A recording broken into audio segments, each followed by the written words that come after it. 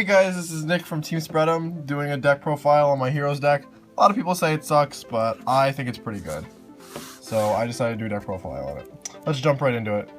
I do 3 Shadow Mist, just because, well, it's a hero profile on a masked hero deck. You're going to want to run 3 of these bad boys, or bad girls. I run also 3 Bubbleman, just because I think Bubbleman is just a good card. Just when it's the only card in your hand, you can just special summon, just a free special summon, basically. I used to run 3 of this, but I ended up lowering it to 1. I run Blazeman. Blazeman, you can either add a Poly from your deck to your hand, or you could drop a card from your deck to your grave. And normally that would be Shadow Mist, and then you would just draw another card. But also, it would become this attribute. So if you have a Mass Change setter in your hand, you could use it, and you could still summon Dark Law with it, because its attribute changes. I also run 1 Neos Alius, just because Koga is such a good card. I mean, you really don't want to miss out on it. So, and for the non-heroes, I run 1 Goblinbergh and 2 Summoner Monk. I run Goblinbergh so I can special summon Shadow Mist, and I also run a Summoner Monk just so I can summon Shadow Mist from the deck, so I can get the Mass Change. Now that's my monster lineup. Not pretty big, but for the spells I run 2 Mass Change, just because, well, it's a heroes deck. You're gonna need 2 Mass Change. I run also 1 Mass Change 2, just so I can use Master Hero Dian. It's basically just another Summoner Monk, but it's when it destroys a card by battle and sends it to the graveyard. And also so I could recycle these Mass Changes, because sometimes I run out. I run 1 Mass Charge. Personally, I would bump this up to 2 and take out the 1 Mass Change 2 completely. But right now, it's all on personal preference, and just right now, I feel it's better to have the Mass Change 2, just because I feel Dian is a lot better. Now for the fusions, I run 3 Miracle Fusion and 1 Poly. 3 Miracle Fusion's a given, just because it's a hero deck. The fusions in this deck are pretty good.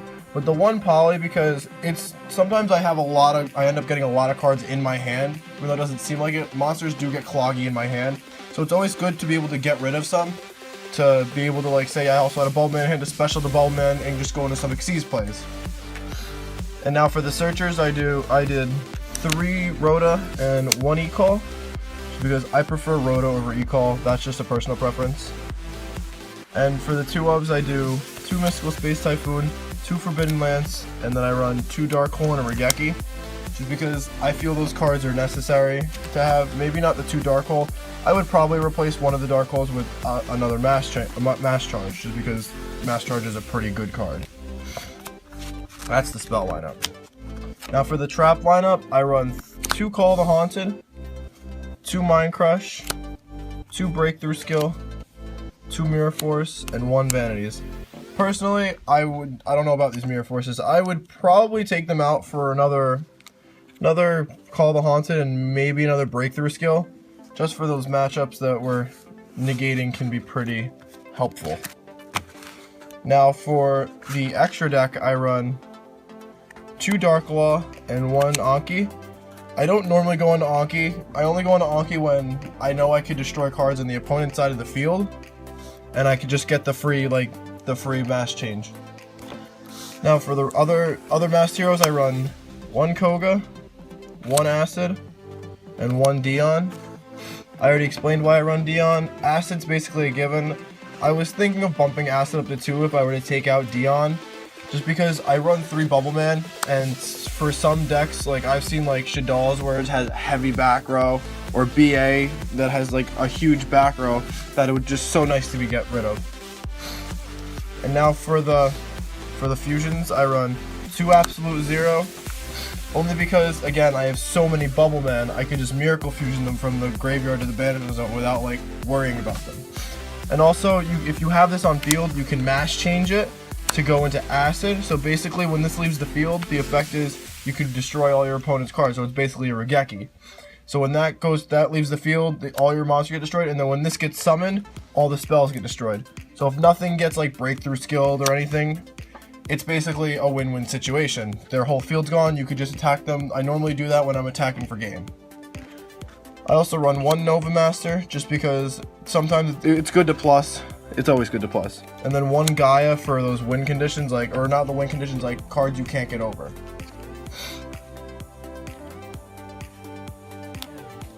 And for the I only run 5 XEs, and they're Blade Armor Ninja, Heroic Champion Excalibur, Gaga Cowboy, Castel the Sky Blaster Musketeer, and number 101. Just because I feel this is like pretty good for the lineup. I run Blade Armor Ninja. I would personally take out Excalibur for Gandiva for those plays that are pretty halfway decent. Like this would be my towers out, one of my tower outs, and I would probably side it in if I'm versing Cleatports. Blade Armor Ninja I use to detach, and then you can target a ninja monster, which is basically itself. Then you can attack twice with it. So yeah. See, now I'm gonna go into my side deck. I bring this to like my locals, because my locals, I go to one of 2 locals. One of them is pretty decently sized, but I'm always seeing tier 1 decks there. So this is just the side I would bring. I would even bring this to a regionals if I ever went to one again. I run 2 max C for just basically decks that just special summon like crazy.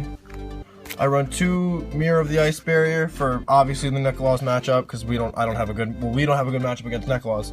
1 Acid Rain for the Cleatports. It just destroys all machine type monsters on the field.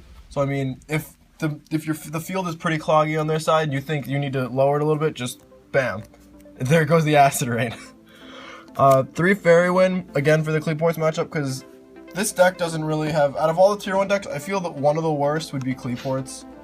Just because we don't have many outs to like their boss monster like towers. We only have 1, maybe 2 outs, if we're lucky. So, and to go on with this, I run 3 Debunk. For everybody who doesn't know what Debunk does, it's basically when a monster effect gets activated in the grave, you can negate it and then just banish the monster. So this would be good for decks like BA, Shadalls, and even if you were for some reason going up against a mirror, you can use it just so your opponent can't get the Shadow Mist plays off. I also run 2 Imperial Iron Wall, because I mean, as much fun as it is to banish other people's stuff, it's not much fun to get it banished back. So yeah. And I also run 2 Horn of Heaven. This is for the towers. This is to not beat over towers. This is what I'm just gonna read the effect. When a monster would be summoned, tribute 1 monster, negate the summon, and if you do, destroy that monster. So basically, I would just tribute one of my own monsters to negate the summon of towers. So basically, well worth it. Even if I'm getting rid of like a Bubbleman, I would well rather not have a Bubbleman than let my opponent have a towers. Don't forget, this has been my hero deck profile. Don't forget to like and subscribe for more deck profiles, duels, and top 5s. See ya, everybody.